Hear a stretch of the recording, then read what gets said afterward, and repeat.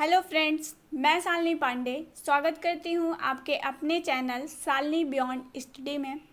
आज हम paper number 11 के methodology of teaching social science के जो शॉर्ट टाइप क्वेश्चंस हैं और कुछ लॉन्ग टाइप क्वेश्चन को करेंगे।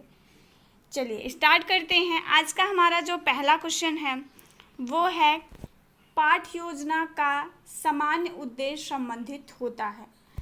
आपका जो लेसन प्लान होता है उस लेसन प्लान में आप जो जनरल एम लिखते हैं, जो आपका सामान्य उद्देश्य होता है वह किससे संबंधित होता है? आपके विषय से संबंधित होता है, जिस विषय से आप लेसन प्लान बना रहे हो, या फिर वह प्रकरण से संबंधित होता है जिस टॉपिक पे आप बना रहे हो, या दोनों के मिला जुला होता है, या इनमें से किसी से भी संबंधित नहीं होता है।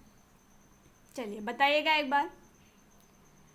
तो पाठ योजना का जो सामान्य उद्देश्य होता है वो विषय से संबंधित होता है। जैसे अगर आप हिंदी विषय में बना रहे हो तो आप जो सामान्य उद्देश्य लिखोगे वो हिंदी विषय को लेकर के लिखते हो, ठीक है। तो ये आपका होता है कि जो आपका पाठ योजना का जो सामान्य उद्देश्य होता है वो आपका विषय से संबंधित होता है, जिस विषय से रिलेटेड आप पाठ योजना बनाते हो। तो इसका जो सही ऑप्शन हो जाएगा वो हो जाएगा ऑप्शन ए। चलिए थोड़ा सा यहाँ पे समझ लेते हैं। प्रकरण से संबंधित जो हमारा होता है वो हमारा होता है आप लोगों का विशिष्ट उद्देश्य। आप जो विशिष्ट उद्देश्य लिखते हैं, स्पेसिफिक एम जो आप डालते हैं उसमें आप जो कुछ भी लिखते हैं वो आप अपने प्रकरण से संबंधित लिखते हैं। जैसे आप हिंदी का मान लीजिए कविता पढ़ा रहे हैं तो वो आप कविता से संबंधित जो चीज़ें आप बच्चों के अंदर डेवलप करना चाहेंगे वो सारी बातें आप जो है आप विशिष्ट उद्देश्य में लिखते हैं। सामान्य उद्देश्य में हम क्या लिखते हैं? अपने विषय से संबंधित। हम हिंदी विषय को लेकर के पाठ्य योजना बना रहे हैं तो अपने हिंदी विषय से संबंधित हम चीज़ों को वहाँ पे नोटिस करते हैं। चलिए आगे बढ़ते हैं नेक्स्ट क्वेश्चन की तरफ। तो आज का हमारा जो नेक्स्ट क्वेश्चन है वो है रचनात्मक मूल्यांकन का उद्देश्य क्या होता है? जो आपका रचनात्मक मूल्यांकन होता है जिसे आप फॉर्मेटिव इवैल्यूएशन भी कहते हैं, तो उस फॉर्मेटिव इवैल्यूएशन का जो एम होता है वो क्या होता है? बच्चों को अंक प्रदान करना उसका उद्देश्य होता है।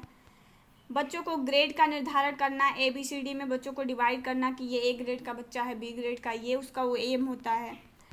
बच्चों को फीडबैक देना, ये उसका एम होता है रचनात्मक मूल्यांकन का। या इनमें जो उपयुक्त सभी मतलब अंक भी प्रदान करना, ग्रेड भी देना, फीडबैक भी देना, ये सारे काम जो है वो रचनात्मक मूल्यांकन का उद्देश्य होता है। इसमें हमारा जो सही ऑप्शन हो जाएगा वो हो जाएगा ऑप्शन सी। हम जब भी रचनात्मक मूल्यांकन करते हैं तो हमारा उद्देश्य होता है बच्चों को फीडबैक प्रदान करना। हम अंक नहीं, अंक प्रदान करना, अंक देना, ग्रेड देना, ये सब काम हम जो करते हैं वो समेटिव इवैल्यूएशन योगात्मक मूल्यांकन के अंतर्गत करते हैं। लेकिन बच्चों को फीडबैक देना कि उन्होंने अच्छा किया है, कहाँ पे उनकी गलतियां हैं, कैसे सुधार किया जा सकता है, तो ये सारे काम जो है वो हम रचनात्मक मूल्यांकन के अंतर्गत करते हैं, ठीक है। तो इसका जो सही ऑप्शन हो जाएगा वो हो जाएगा ऑप्शन सी, फीडबैक देना। ये रचनात्मक मूल्यांकन का उद्देश्य होता है। चलिए आगे बढ़ते हैं अपने नेक्स्ट क्वेश्चन की तरफ। तो हमारा नेक्स्ट क्वेश्चन है ब्लूप्रिंट क्या होता है? ब्लूप्रिंट जो है वो क्या होता है? प्रश्न पत्र का खाका होता है, जो आप प्रश्न पत्र पाते हैं उसका खाका होता है ब्लूप्रिंट। प्रश्न पत्र के विस्तृत उत्तरीय प्रश्नों को हम ब्लूप्रिंट कहते हैं। प्रश्न पत्र के लघु उत्तरीय प्रश्न आपके ब्लूप्रिंट होते हैं, या उपयुक्त में से सभी। चलिए इसका जो सही ऑप्शन होगा वो होगा ऑप्शन ए।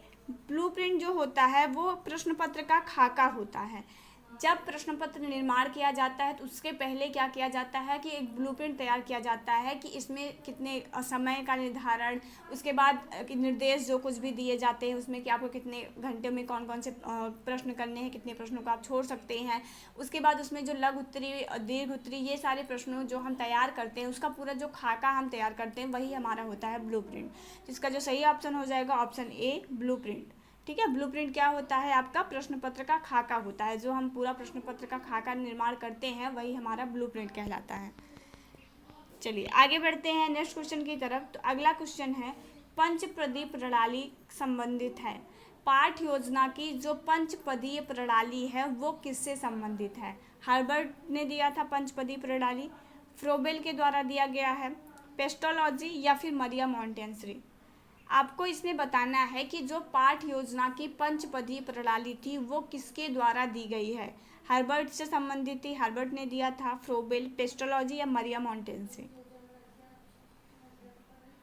इसका जो सही जवाब हो जाएगा वो हो जाएगा ऑप्शन ए, पंचपदी प्रणाली जो है वो हर्बर्ट ने दिया हुआ था। तो पाठ योजना की जो पंचपदी प्रणाली थी वो हर्बर्ट के द्वारा दी गई थी, हर्बर्ट से ही संबंधित है। चलिए आगे बढ़ते हैं। तो हमारा अगला क्वेश्चन है, खोज विधि के प्रतिपादक कौन है। आप खोज विधि पढ़ते हैं, ठीक है, उसके प्रतिपादक कौन है, उसको देने वाले कौन थे बताइएगा। हेनरी कॉल्डवेल कुक ने दिया था, फ्रोबेल ने दिया हुआ है, मरिया मोंटेन्से या फिर किलपैट्रिक ने दिया था। तो इसमें हमारा जो सही जवाब हो जाएगा वो हो जाएगा ऑप्शन ए, खोज विधि के जो प्रतिपादक थे वो थे Henry Caldwell cook. Henry Caldwell cook को ही खोज विधि का प्रतिपादक माना जाता है। चलिए आज इसके बाद हम कुछ लॉन्ग टाइप क्वेश्चनों पर चर्चा करेंगे कि कौन कौन से ऐसे क्वेश्चन हैं जो हमारे सोशल साइंस वाले पेपर से लॉन्ग टाइप में बन सकते हैं। ठीक है, इंपॉर्टेंट क्वेश्चन है, ऐसे ही क्वेश्चन जो है आपके पेपर में पूछे जाते हैं। तो चलिए बात करते हैं। इसमें हमारा जो पहला क्वेश्चन जो इम्पोर्टेंट है वो है, सामाजिक विज्ञान क्या है, सामाजिक विज्ञान के उद्देश्य तथा लक्ष्यों को विस्तारित करें। आपका जो यूनिट फर्स्ट आता है, यूनिट फर्स्ट में जो सबसे ज़्यादा मोस्ट इम्पॉर्टेंट क्वेश्चन है वो है आपका यही कि सामाजिक विज्ञान क्या होता है, उसके लक्ष्य तथा उद्देश्य बताएं। तो इम्पॉर्टेंट क्वेश्चन है, इसको आप अच्छे से करिएगा। आप क्या करिए, एक नोट्स बना लीजिए, जितने भी आपको इम्पोर्टेंट क्वेश्चन दिए जा रहे हैं उन सारे इम्पोर्टेंट क्वेश्चनों को आप खुद से लिखने का प्रयास करें। जहाँ पे गलतियाँ हैं अपने नोट्स से वहाँ पे जाके सुधार करें। इससे क्या होगा, आपका जो राइटिंग स्किल होगा वो भी इम्प्रूव होगा। और एक काम और हो जाएगा कि आपको याद कितना है, आपकी तैयारी किस लेवल पे है, उसकी भी जांच आप अपने हिसाब से कर सकते हैं। तो ये सारे क्वेश्चन हैं, इंपॉर्टेंट क्वेश्चन हैं। उसके बाद नियोजन क्या होता है तथा इसकी विशेषताएं बताएं। ऐसे ही क्वेश्चन आपसे पूछे जाते हैं, तो आप इसको अच्छे से करिएगा।